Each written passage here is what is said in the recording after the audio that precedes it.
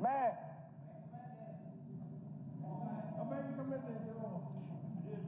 अध्यक्ष महोदय, मैं आपके सामने, क्योंकि राज्यपाल के अभिभाषण में किसानों की बात हुई, बड़ी वाहवाही हमारे बीजेपी के साथी करते हैं कि हमने 24 फसलों पे एमएसपी दे दी। हालांकि ये सबसे बड़ी बात है कि इनमें से किसी को 24 फसलों का नाम भी नहीं पता।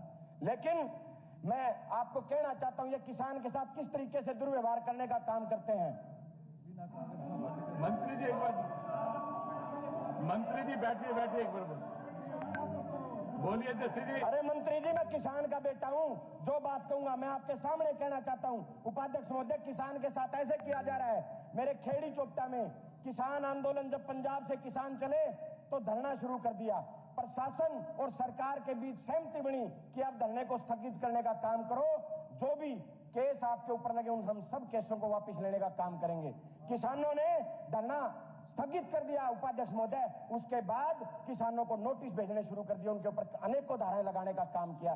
क्या प्रशासन की कोई जबान नहीं है? क्या सरकार की कोई अहमियत नहीं है कि जब वो किसान के सामने कोई वायदा करती तो उसे पूरा करने का काम करें? दूसरा, उपाध्यक्ष महोदय, मैं आपको एक और बताना चाहता हूं। एक खेड़ी चोपटा में 48 दिन एक धरना चला पिछली सरकार में।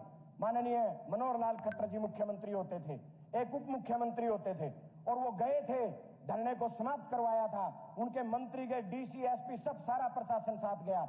वो धरना यूपी के किसान, वो भी उस धरने को समर्थन देने आए थे उपाध्यक्ष महोदय।